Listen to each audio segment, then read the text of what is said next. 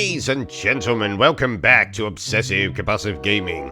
I am the Obsessive Compulsive Gamer, and this is my ranking of every single new release video game I played in October 2024. So dear viewer, if you don't mind, don't forget to subscribe to this channel and like this video. So a little note before we begin. In October 2024, I played 11, that's right, 11 new release video games.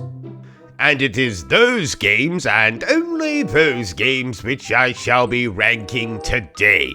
So any games I played apart from them, any older games, any games I played on the toilet, any games I played while I was having a shower, those games do not count. So let's waste no more time at Bertrum. Why are you not wearing any trousers again? Never mind, Bertrum, no time to answer that question. Let's get on with the bloody rankings, starting with number 11. Killing Time Resurrected. Right, stroke it, Bertrum. I don't think I want to. Of course you want to. Look at it. It's nice and shiny. Stroke it. Harder, Bertrum, harder. Isn't that the most magnificent magic lamp you've ever stroked? Don't answer that question, Bertrum. So, Killing Time originally released in 1996. And this is a quote-unquote remaster of that particular video game. But what the hell is that particular video game, I hear you asking, dear viewer, as you sit on the toilet trying to poop out last night's chicken curry? And I'm so glad you asked. This is one of those annoying first-person shooter games in the style of something like the original Doom or Duke Nukem 3D. And what those games have in common for me, dear viewers, is they are boring as shit. So, like those games, you're going to be running around some non-linear map with absolutely no waypoint markers whatsoever, collecting shit so you can progress and see more shit that you have to collect, fighting enemies, getting lost, having to look up a bloody walkthrough to see just where the hell you're supposed to be going, collecting more shit, getting lost again, shooting more things. If you like games like the original Doom and Duke Nukem 3D, then I'm sure you enjoy this type of first-person shooter. But personally, I like the more linear, narrative-driven first-person shooters like Titanfall 2 or Doom 2016 or Bulletstorm, you know, that kind of thing. Oh, how I wish I had chosen to play one of those games instead of this piece of absolutely boring excrement. Now, the characters in this game are recorded rather like an FMV game, which is quite fun, especially some of the shoddy acting and shoddier voice acting. But even that can't say for me a video game that firmly belongs back in 1996, which is so damn long ago. Most of Leonardo DiCaprio's girlfriends hadn't been born yet. So do I recommend this game? Abso-bloody-lutely not. Do I think you should buy this game? Abso-bloody-lutely not. Do I think most of you aren't going to listen to me and buy the bloody game anyway? Abso-bloody-lutely. Therefore, I'm going to score Killing Time Resurrected a 3 out of 10. Number 10. El Paso Elsewhere. So, El Paso Elsewhere released recently for my beloved PlayStation 5, but it has been available on the Xbox since 2023. And you're probably wondering, what the hell is this game? And I'm so glad you asked, dear viewer. This is a third-person shooter action game thing, heavily inspired by Max Payne, in which we play as a vampire hunter as he tries to stop his ex, who just so happens to be a bloody vampire, from taking over the world or some such nonsense. Basically, the story is an excuse for us to run through stages, activate slow-mo, stake vampires, shoot werewolves, fight bosses, collect colored hearts to open bloody doors, and all that other third-person action goodiness. Now, this should have been a game that I absolutely adore. Apart from the retro aesthetic, which I have grown rather bored of recently, but Max Payne just so happens to be one of my favorite game series. And you throw vampires into the mix, and you have a recipe that is sure to make me jizz in my underpants. But sadly, El Paso Elsewhere did not make me jizz in my underpants for one very big reason. So I was enjoying the game, going through stage after stage, killing vampire after vampire, crawling ever so slowly towards the end of the game, and then boom, I hit level 36 and find a section in which I cannot progress. So I restart from a checkpoint. I still cannot progress. So I restart the level. I still cannot progress. So I close the game down, close my PlayStation down, start it back up, start the game up again, continue, still cannot progress. Look up a YouTube video to make sure I'm not out of my fucking mind. Realize that I'm not out of my fucking mind, and a wall is supposed to open in this particular section, but it isn't opening for me. So I delete the game. I decide that I'm gonna do my review and forget all about it. But alas, I give it one last go. So I close the PlayStation down, I restart the PlayStation, I start the game back up, and I continue from a previous level. I play from this previous level all the way up to level 36 again, and boom, et voila, I still cannot bloody progress. So this is some game-breaking bug that I have run into, and no, I am not deleting my save file and starting the bloody game all over again, because like I say, I pretty much got to the end of the game. So do I recommend El Paso Elsewhere? On PlayStation 5? Absolutely bloody not. Sadly, no. I would rather staple my ballsack to the kitchen counter and prepare my breakfast off of said ballsack than play this game again. Therefore, I am scoring El Paso Elsewhere at 2 out of 10. Number 9. Camp Sunshine. So, Camp Sunshine originally released in 2016, and it has only just very recently released for consoles. And while we're talking about that, can you please stop doing that, horror game developers? Stop putting these oh-so-cool horror games on the PC and then waiting 4, 5, 6, 7 years to port them over to my beloved consoles, because how can I play your game if I'm a console gamer? And yes, I'm aware this is probably a me problem and not a you problem, but I frankly absolutely despise taking the blame for, well, anything. So it's really all your fault. So stop doing it.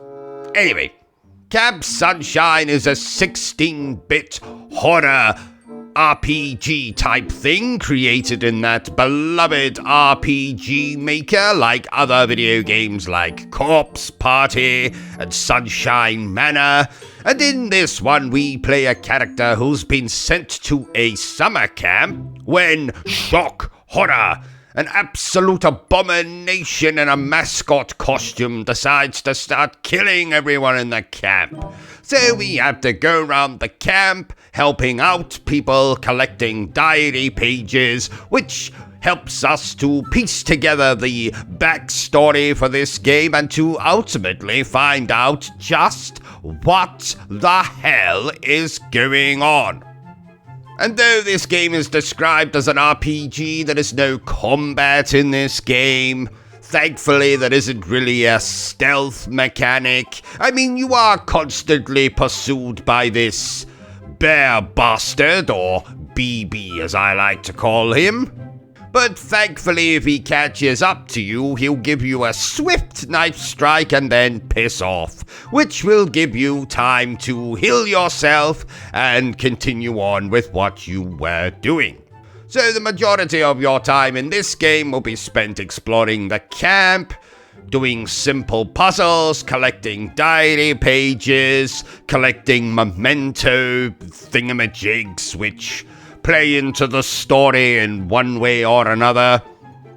And eventually you'll find out the identity of the killer and then have to, quote unquote, kick his ass. So what did I think of Camp Sunshine? Well, being a massive fan of 80s slasher movies and horror games in general, this game was right up my backside. I mean, right up my alley. And that is code for I really enjoyed this game. So if you decide to pick up this game for yourself on consoles, it is rather cheap and it'll take you about 3, maybe 4 hours to finish at the most. Therefore, I'm going to score Camp Sunshine a very wonderful, very bloody, very violent 8 out of 10. Number 8. Retro Realms. Suck it, Bertrum. I don't know if I can. Just suck it, Bertrum. Keep sucking it, yes. Did I say stop? Keep sucking, Bertrum. Harder, Bertrum, harder. There you go, Bertrum. You've done it. And that is how you suck up a boiled egg with a straw. But anyway, so dear viewer, Retro Realms, what the hell is this game? I'm so glad you asked. This is essentially a compilation of 16-bit retro-looking video game platformer thingamajigs based on some of our favorite horror franchises like Halloween and Ash vs. the Evil Dead. Now, though there are 2 video games in this collection, that's right, 2, not 3, 2 comes after 1, 2. Sometimes you do it in the toilet, number 2, 2. Even though there are 2 video games in this collection, they both play fundamentally exactly the same. So you're going to go from left to right, platforming, killing enemies, collecting collectibles, fighting bosses, getting frustrated on the game's final level, which of course contains a difficulty spike larger than King Kong's dingling when it's fully erect. Both games look like complete and utter arse, which is completely deliberate because people seem to be into that retro pixelated looking nonsense nowadays. Both games have rather fabulous soundtracks that very cleverly use themes from their respective franchises. So, for example, the Halloween game of course contains the Halloween theme tune.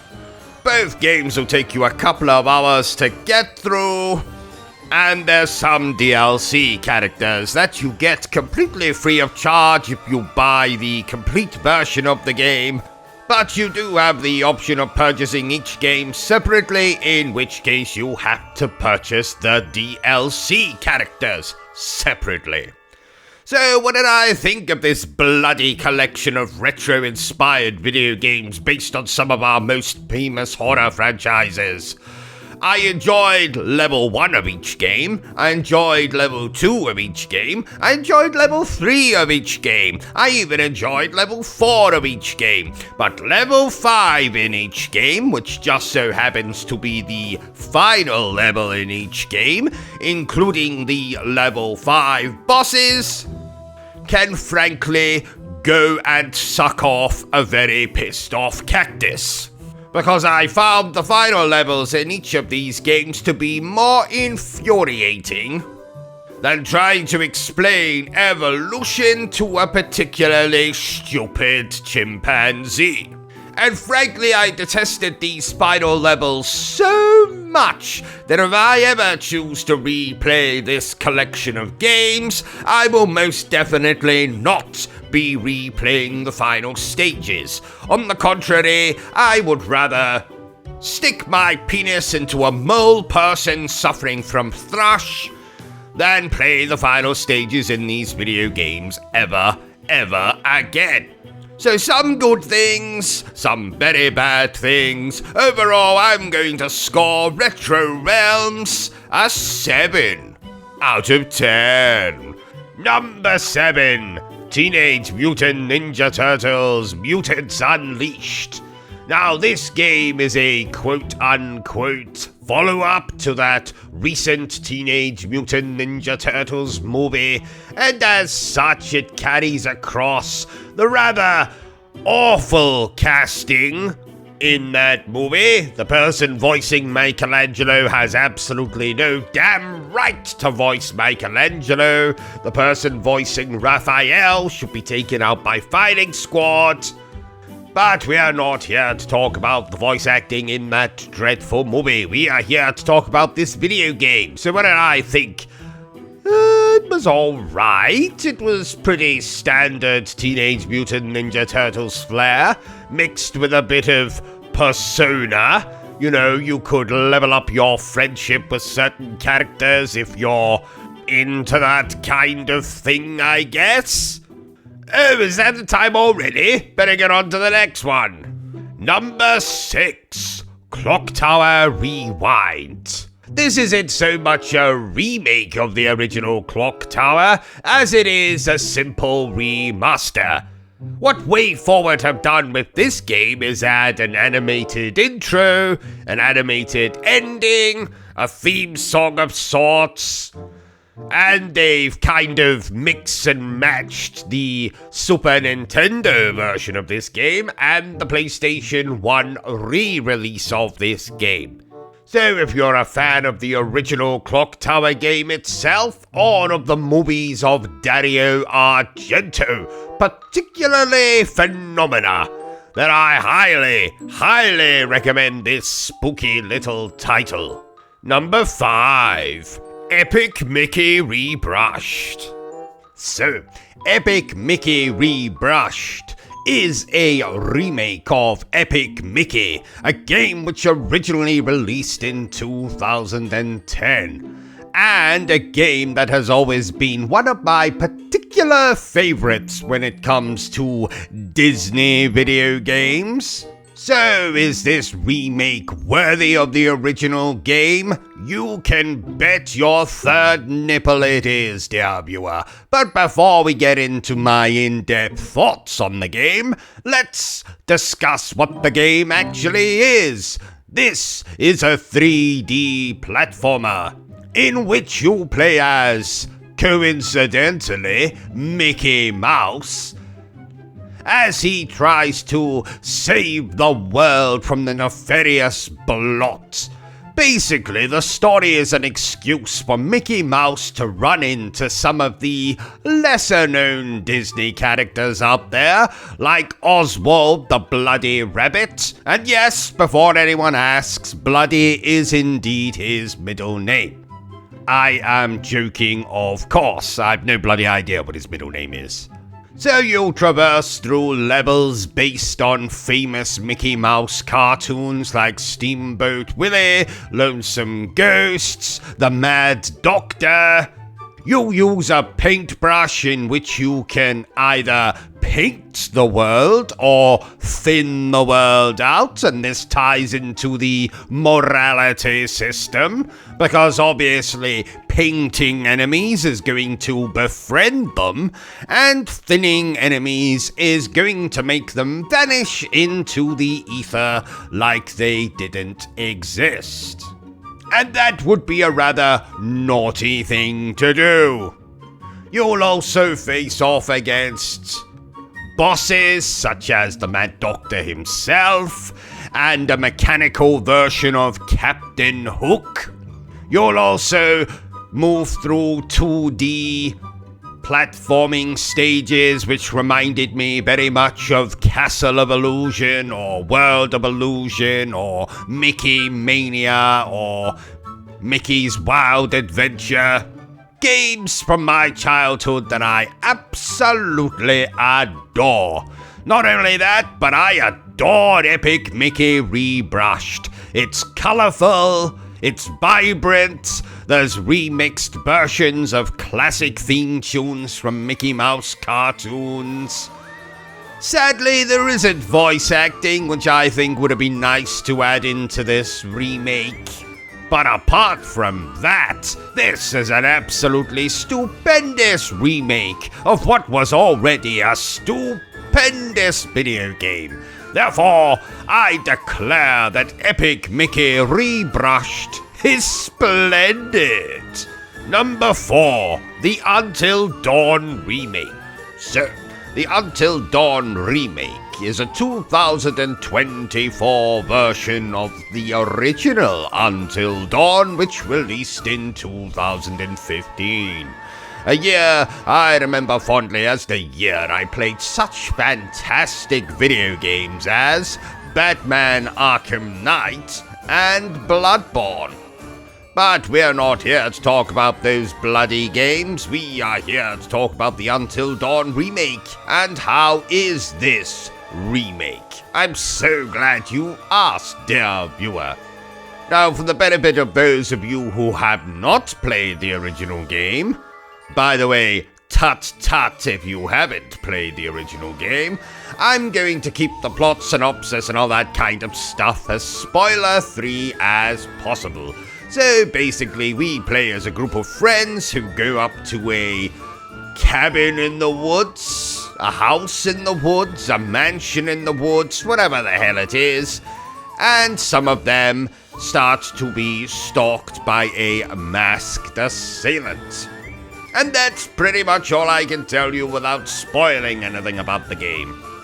So, what differences come in this remake of Until Dawn? Well, the graphics are phenomenally better, the frame rate is phenomenally better, the music has been reworked and updated, the character animations have been reworked and updated, the gameplay has been, you guessed it, reworked and updated, and there's even some additional stuff thrown into the game. So people like myself who have platinumed the original game and know it like the back of my hand, even I was surprised by some of the additions to this game, in terms of the story. But the fundamental gameplay loop of exploration, trying to keep people alive, performing quick-time events, holding your controller as still as possible so that you don't get caught and die a very macabre death, all of that is still present here and accounted for. Now, Until Dawn was the first game I played from Supermassive Games. In fact, it might have been the very first game, and I think it is absolutely phenomenal. In fact, I would still say it's their best game to date. Oh, correction. It was their best game to date until this remake came out. This remake has essentially taken what was already a 10 out of 10 game for me, put it into the shower, gave it a deep clean, got rid of the blood under the fingernails, shaved off the ingrowing hairs, and performed an enema just for a good measure. This is Until Dawn for the PlayStation 5, and it is still absolutely stupendous. Therefore, I'm going to give Until Dawn Remake, unsurprisingly, a 10.10 out of 10. Number 3, Shadows of the Damned Hella Remastered. Again, like Clock Tower, no, not so much a remake of Shadows of the Damned as it is a remaster, with some added bells and whistles like a better frame rate, better visuals, they finally added a new game plus to the damn game. But for all intents and purposes, this is the same game that released on the PlayStation 3 and the Xbox 360 over a decade ago. So if you enjoyed that game as much as I did back then you enjoy this bloody remaster. And if you didn't enjoy it, I don't think we can be friends. And you're most definitely not getting a Christmas card off me this year. Number 2, Sonic X Shadow Generations. How do you improve upon Sonic Generations, a game that I have always declared as my favorite Sonic the Hedgehog game of all time? In no small part to the fact that it mixes what I love about 2D Sonic and 3D Sonic. Remixes a lot of the classic Sonic stage music, lets us face off against marvelous boss fights that you'll recognize if you played the majority of the Sonic the Hedgehog gaming catalog. How do you improve upon that? Quite simple. Stick Shadow in the bloody thing and give him his own campaign, with his own stages, his own cutscenes, and his own boss fights. Sonic X Shadow Generations can now safely sit on my shelf, touch itself when no one is looking, and call itself my favorite Sonic the Hedgehog game of all time. And that brings us rather nicely to number 1, the Silent Hill 2 remake. So, Silent Hill 2 originally released all the way back in 2001. A year I remember fondly as the year I tried to chat up one of those busting nurses from Silent Hill, and strangely she was rather unresponsive. Bitch tried to stab me as well, which is not the best start to a relationship, I give you.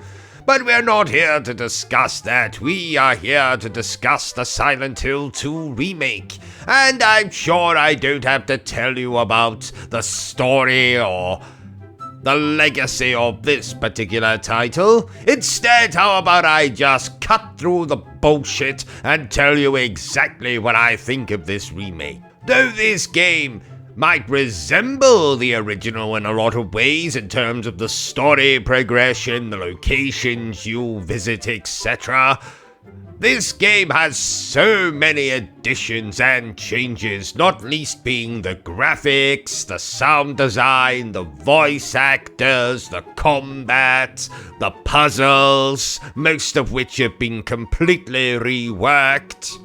So this is most definitely a better looking and a better sounding version of Silent Hill 2. And let me just say, on behalf of the 12 pairs of soiled underpants I went through in my 18 hours spent with this game, this is still as bloody scary as you might remember. Even more so now, because those scares are coming at you with 60 glorious frames per second. Shit will be jumping out of closets, ambushing you behind doors, chasing you down corridors, making the radio that you carry around with you sound like it's having some kind of fucking seizure. So it's great to look at, it's great to listen to, and it's as scary as ever. What else? Well, let's see, there's a new Game Plus mode, 8 different endings, lots of collectibles, and a story that made me cry more times than that time I accidentally took a fucking cactus into bed with me. So do I recommend the Silent Hill 2 remake?